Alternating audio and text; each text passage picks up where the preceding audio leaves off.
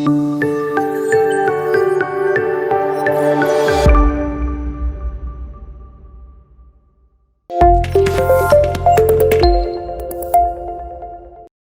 and a very warm welcome to Bharata First. You're watching Big Picture with Frank Razam Pereira. Recently, the UPSC issued an advertisement seeking applications for 3 posts of Joint Secretary and 27 of Director in the central government departments. These people would make a lateral entry into the government secretariat. Lateral entry basically means entry of specialized persons from private sector into government organizations. The government has from time to time appointed some prominent persons for specific assignments in the government, keeping in view their specialized knowledge and expertise in the domain area.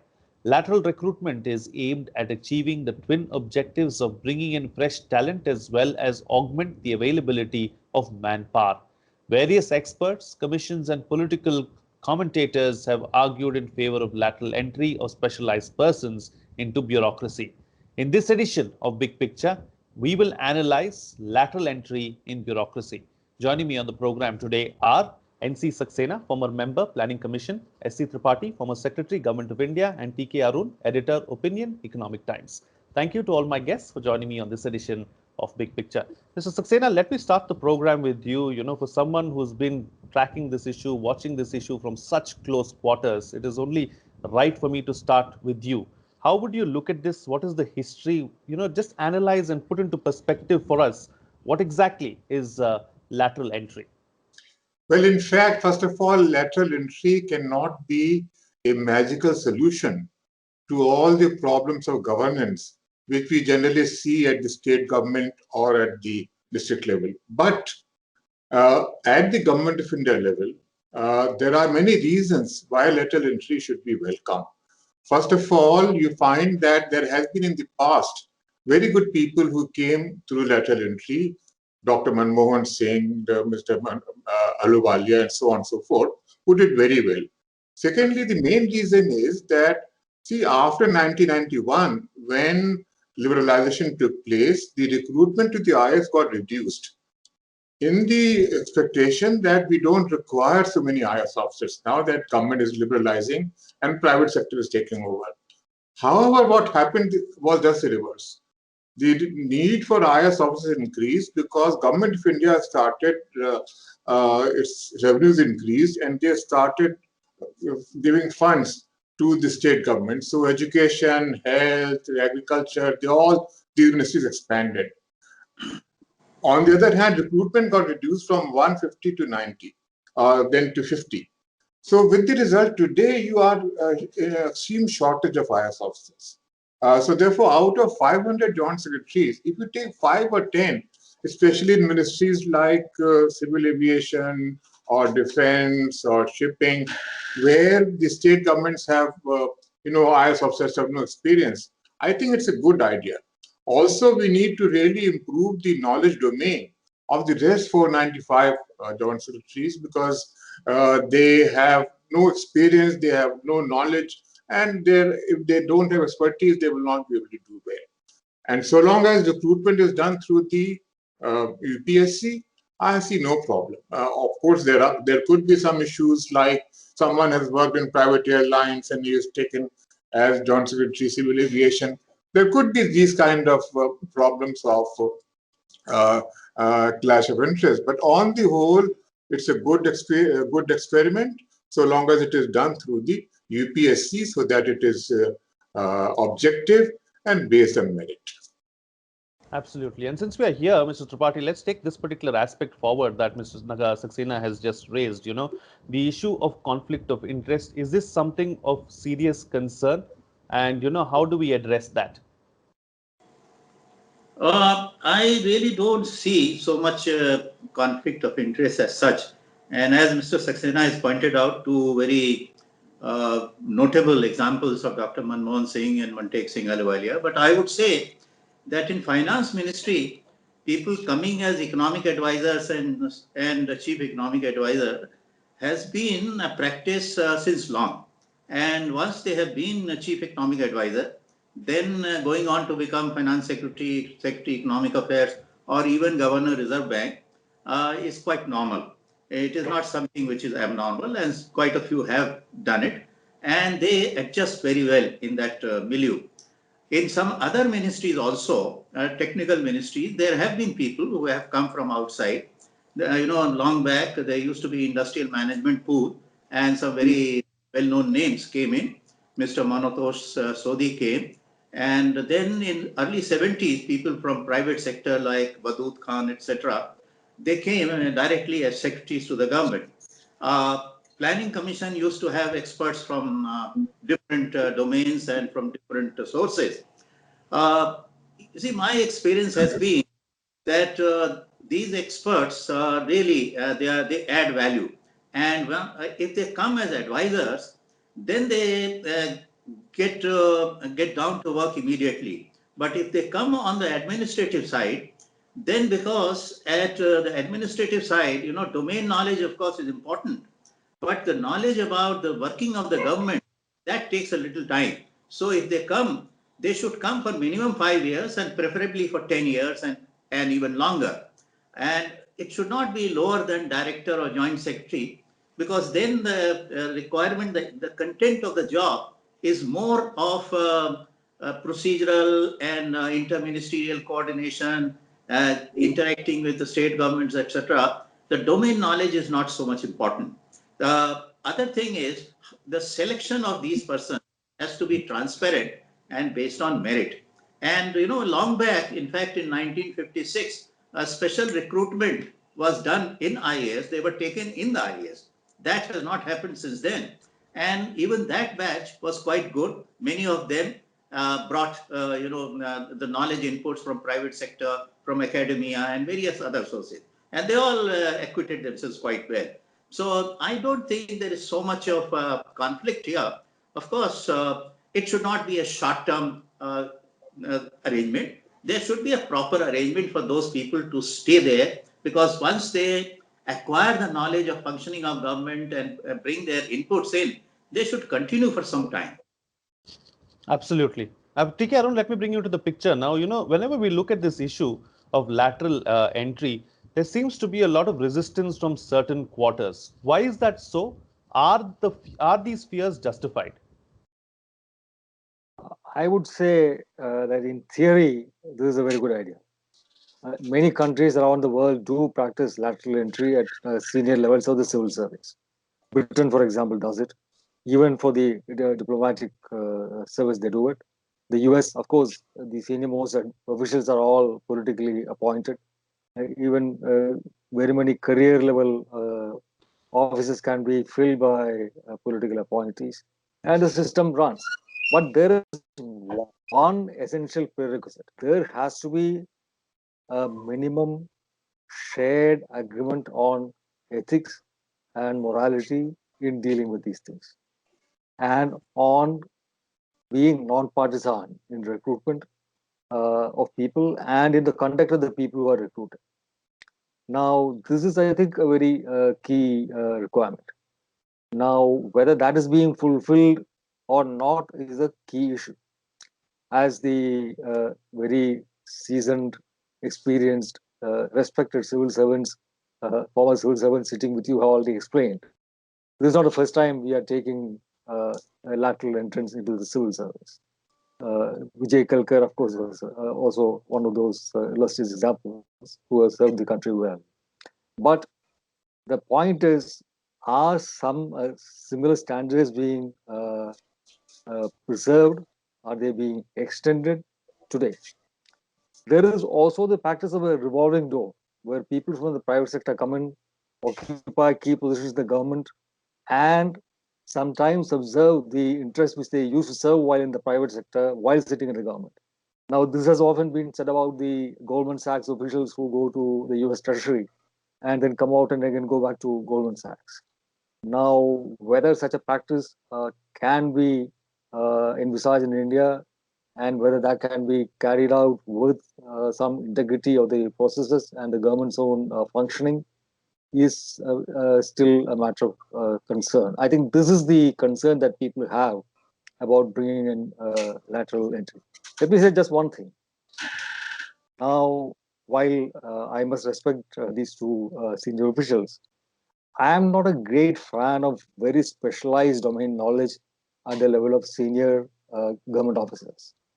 Specialists tend to miss out the big picture. I, as the editor of an edit page of a business newspaper, I specialize in being a generalist. I see the big picture.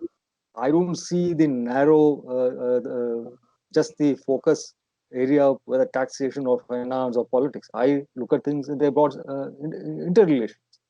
For example, when we introduced GST and introduced GST as an online tax, as the world's first, where you file your returns online, pay your taxes online, all your transactions online, I wrote an editorial in the Economic Times saying the first requirement that we need is to notify broadband as at least 2 Mbps per second. That you need your broadband connection to go up. Now, a tax specialist might not see this because he's very narrowly focused on how to implement the tax, this procedure, that file, that form, all that. Whereas somebody who's at one removed from this and who has a big picture in mind, he'll be able to see this. So I would think that the while you do need expertise in the government, you need to have expertise available to the government. I don't think every senior civil servant should be too narrowly specialized in any particular domain. I think these are some very valid points that you've raised. I want to take them forward with Mr. Saxena, because Mr. Saxena has a smile on his face as well, because he wants to take up this particular matter and talk about it. Mr. Saxena, go ahead. The floor is yours. Well, in fact, there is need for both generalists and specialists. There is also need for those who combine expert knowledge with awareness or about general experience of district administration. For instance, if an IS officer has worked as a collector and seen the Commission of Health, then he works as in the state government as Secretary, Medical and Health, he would make a much better Joint Secretary, Medical and Health in the Government of India than a person who's narrowly specialized in a certain branch of medicine. That's point number one.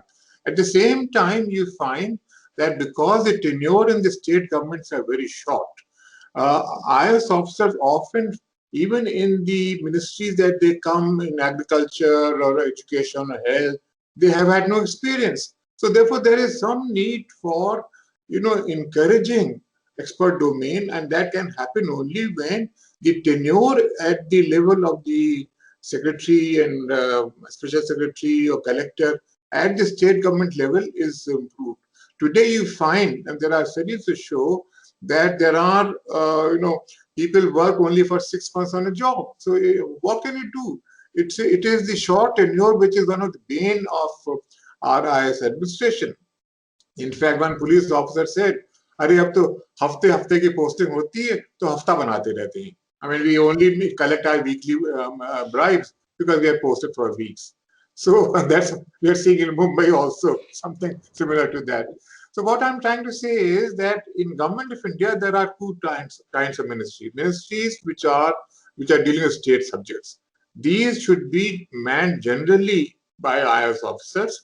Unfortunately, because of the shortage of IS officers at the level of director and joint secretary, you find that fellows from Ordnance Secretary is working as Director of Tribal Affairs, fellow from Railways is working as Secretary, Joint Secretary Education, which doesn't help. So therefore, we need to take an overall view and encourage specialization among the IS officers, as well as have in these special ministries where you have like shipping or civil aviation, where the domain knowledge of IS officers at the state government would be limited. One should have some experts, and the IS officer can also learn from them. It is a combination of both. So therefore, I'm a great admirer of IS officers as individuals, but it is a system which needs overhauling. Absolutely. Absolutely. Talking about a system that needs overhauling, let's also talk about the lateral entrance, Mr. Tripathi. And, let's not forget that the bureaucrats, the IAS officers go through rigorous training and then are finally readied for the job. Someone who comes in through the lateral entry route, how can he adjust into an existing system? Is that a challenge? Is that a problem? It is a challenge. Therefore, at the first instance, I said that those who came initially as technical advisors, whether economic advisors or technical advisors of technical ministries, even civil aviation, shipping, advisor shipping or advisor civil aviation, economic advisor, then technical advisors to mines or technical advisor in steel, etc. They got down to work easily and they settled also quite quickly. But if you come as in the administrative side, then understanding how the government functions, understanding how you interact with different ministries, understanding how you interact with the state government, how the impact of the policies takes place at the field level. These are things that come with experience and particularly with field experience. So if the field experience is not there, it may be a very theoretical, a classroom theoretical experience. Therefore, in those kinds of position, it is better that people are given domain knowledge, and domain knowledge will come if they stay in that sector for some time. Mr. Saxena has trained so many batches of civil service. He knows how the civil service these days, their tenures are so short. And in fact, we were party to a PIL, which was led by Mr. TSR Subramaniam, where this issue was taken up to the Supreme Court also, both for police officers and the civil service officer. And the Supreme Court also given this direction, they gave this direction, this was about 2012 or so, that there should be tenures, and it is only for very valid reasons that people should be removed before the tenure gets over. If they get tenure, they'll get the domain knowledge, they will learn that subject well. Even education, healthcare, there have been some civil servants who have done very good work. And when they come to Government of India, they bring with them all that expertise, all that experience and knowledge, and it really benefits. In fact, India is India cannot be compared with the small countries of Europe or even Asia.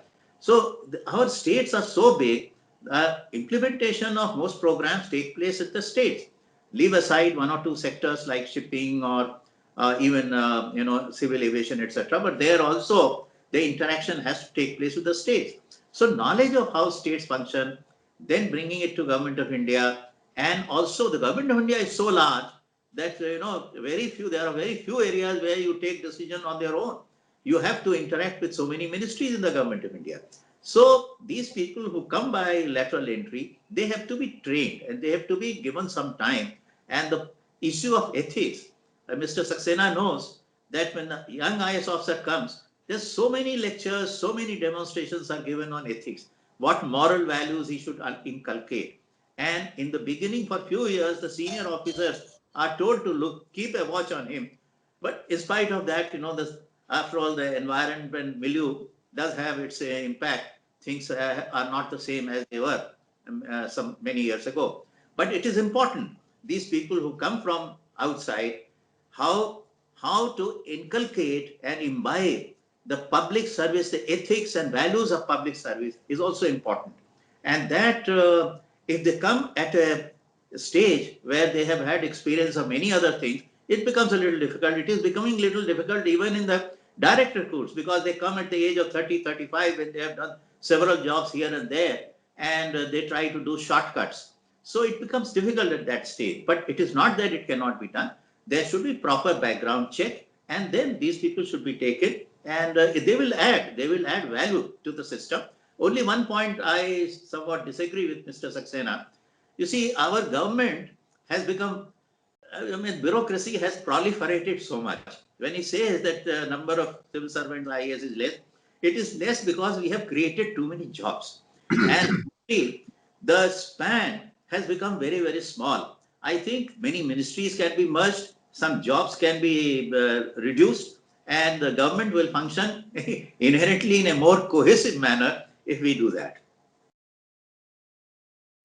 Absolutely. All right. So, T.K. Arun, let's take the discussion forward and bring in another aspect now and talk about that. Since we are here, let's also talk about the number of posts coming down on a yearly basis for next year. We are going to take in only 719. The government has openly said that the government should not be in the business of doing business. So when you're looking at all these aspects, do we need, will we have the need for lateral entrance into the bureaucracy going forward when the number of vacancies themselves are coming down so drastically? This bit about the government not being in business, having no business to be in business, is a bit of nonsense.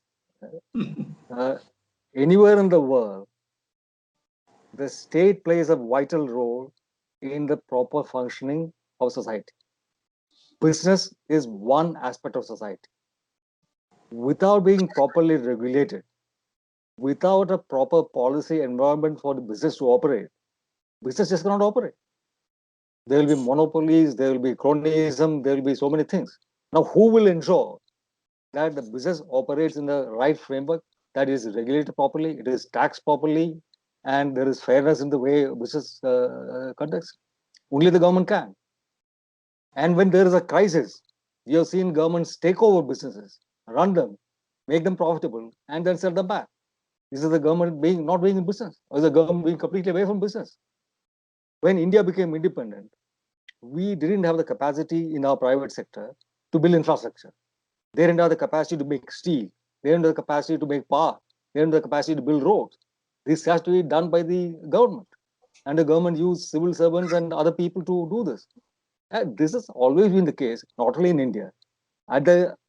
During the Second World War, the government of the United States took over so many private companies, floated so many new companies, that a quarter of the industrial capital of the US in the United States was owned by the US government at the end of the Second World War. You're talking about the mecca of free market capitalism. This is the case that all over the world. So this theory that a government has no business to be in business is a little bit of populism that can run only so far. If you are serious about it, you'll understand that ever since the Nile Valley civilization, Indus Valley civilization, etc., when a civilization came about, there was a state, and it is the state which allowed that society to work coherently. In all its aspects, the state will play a role, and that is what the government is. The total number of civil servants in this country as a proportion of the population is below 3%. The global average is 7%. So this notion that the Indian civil service is way too large does not stand the test of global standards. Now, it might be the case that it is bloated in certain departments, bloated at certain levels, and there is a shortage at certain other levels. So these have to be properly redeployed. The police is chronically understaffed. We need more policemen at all levels. Now, when it comes to lateral entry, let me make one point clear. With apologies to the senior IAS officers represented here. I am not a great admirer of the IAS cadre per se being treated as something very special or sacrosanct. When people take the civil service exam, by a few marks, they might fall into the IPS or the IFS or into railways or something else. But basically, these are all competent people. It might be that they had a cold that morning when they took the exam, or they went for the interview and they became something else. I think when it comes to making selections to particular posts after a particular level, say above director, I think it should be a common pool of people from all the services. And looking at the caliber of the resources available within the government, the Public Service Commission can choose people for different posts. That will be one way of doing, lateral service. It's not just from people outside the government, from consultancies or from business. Now, these consultancies in business, all of them also suffer from the same too narrow specialization and not being able to see the big picture. Just by working at the state level, nobody is conditioned to think of a macroeconomic stability or looking at what is required for the energy security of this country or whatever. So you are starting something new when you come to the center. Tripathi, I'm sure, didn't have to handle oil policy or oil bonds or dues, anything when he was in the state levels. He came to the center. He represents a certain level of talent and capability and analytical capability. So he's able to understand this problem and solve it. So that is how it is. And you should tap the best available talent from the pool of senior people you have in all the common services and then fill posts. I don't think we should be too focused on this particular, cadre, IAS or IPS or IFS or audit services. So one of the finest secretaries in the budget that we have seen, journalists have seen, was from the audit and account service, not from the IAS. So this happens. We must recognize this availability of talent within the government, and you should fill the right post with that. And then of course, and one if I have go ahead, to make one more point. Ultimately, the integrity of the system is determined by the political leadership. If the political leadership is corrupt, the civil servant will also be corrupt. Not because even if he himself doesn't want to be corrupt, he'll be forced to be corrupt. Because if the government wants to make money by selling a particular patronage, and he will be forced to either passively or actively collude in that sale of that patronage, and then the whole system crumbles. So beyond the point, the moral tenor of the government, the quality of service is determined by the caliber of your political leadership, and there's no escape from this. Absolutely. All right, time now to get closing comments from all my panelists with the best way forward. Starting first with you, Mr. Saxena. Well, in fact, I entirely agree that government has no business to be in business, but very few IS officers are in public sector undertakings. So therefore, they are not in business. The IS officers should be primarily responsible for performance in social sector, where our performance as compared to Bangladesh or Vietnam is very poor. So that's number one. Secondly, although the number of total civil servant, total government servants is very low, but you find that the percentage of those who are in class 1 and class 2 is just about 2% and 7%. That needs to be increased. We need to have more supervisors, and we need to have less of babus or orderlies or drivers or cooks who are in class 3 and class 4 jobs. That number needs to be reduced. But I also agree with Sushil what he said, a very important point, that if you look at the structure of the IAS, it has become an inverted pyramid at the state government level. In UP today, there are 18 officers of the rank of Chief Secretary. But only one can be Chief Secretary. So someone is Chief Secretary Protocol, someone is Chief Secretary Rajbhasha, someone is Chief Secretary some other unimportant job. That needs to be curtailed. We need to really ensure that the number of, just as in the army, we keep on retiring officers after they reach colonel. We should have some kind of a system through which the number of IS officers at the top position is reduced. Mr. Tripathi, best way forward. Well, I think I agree with both the panelists. Lateral entry is not necessarily a bad thing. It can be a very good thing if in a limited number, with a transparent merit-based process, we get people who come here for a certain minimum period of time, which should not be less than 5 years in any case, preferably to 10 years, so that they understand and they can contribute in their areas of specialization, expertise, and they are properly utilized. Some other points have been raised. I agree that, the pyramid in civil service need to be looked at so that efficiency and merit are rewarded. And if there are not enough positions, then it should not be necessary to take everyone up to that level. Lastly, I would say the point raised by Mr. Arun, I agree that political leadership is important and they set everything, the tone of administration and everything they set up.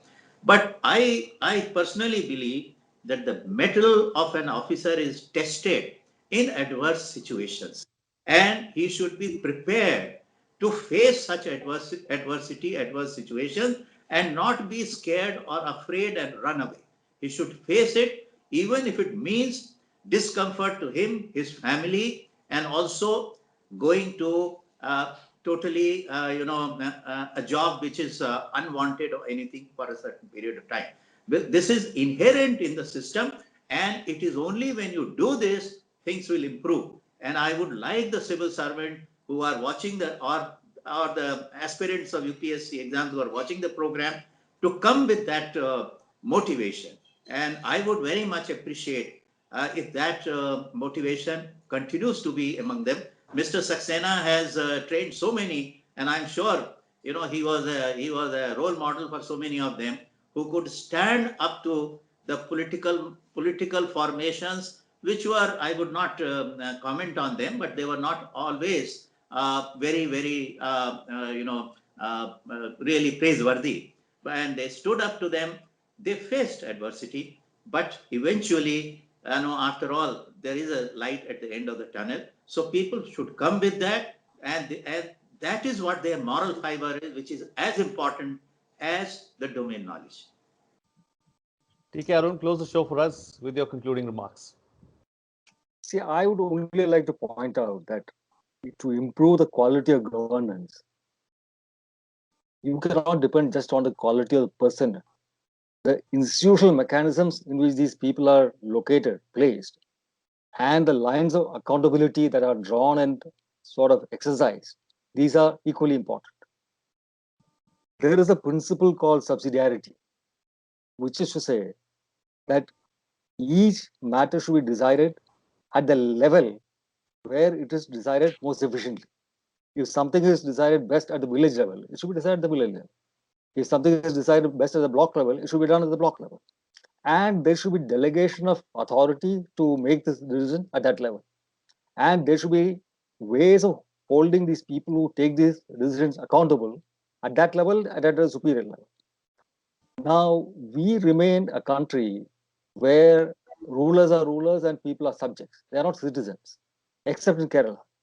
IAS officers are not very enthused about serving in Kerala because there are people like people. They are not treated like kings and lords because Kerala is a democratic society. So you need to have a democratic culture among the people if there is to be proper governance. And elected representatives must be used better for holding people accountable, for holding the administrative machinery accountable. In America, they have a system of various department heads testifying to committees of Congress, of the Senate or the House on the performance of their departments. We need to do this in India at the assembly level, at the parliament level, much more frequently and much more systematically than we do today. Today, a joint secretary can sign off an order to tap the phones of anybody, and he's not accountable to anybody for this. You don't need a court order, it's an executive decision. In the US, if you need to spy on somebody, you need to get a court order.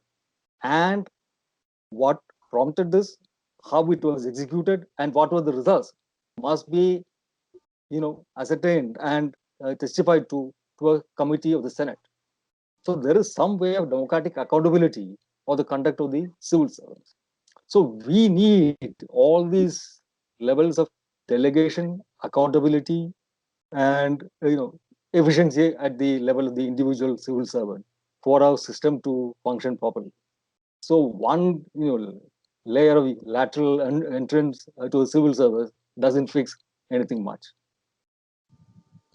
All right, gentlemen, we'll have to leave it at that. Thank you so much for joining me on the program and putting things into perspective for us. What's coming out of this discussion is that lateral entry in bureaucracy is a good idea, but it has to be done in a transparent manner. It will bring about domain knowledge and expertise, ensuring that experts add value. There are several challenges, like someone from the private sector getting used to the government system, but it's not like it can't be addressed. Proper arrangements need to be made for the lateral entrant to stay on in a particular role long enough to make a significant impact. Tenure needs to be adequate so that the person can make a mark. Thank you once again for being here. Remember to like and subscribe to Bharata First on YouTube. Ensure that you click on the bell icon and then select all notifications. Do follow the social media handles as well. I need your support more so now than ever. Please spread the word, and I'll see you again next time.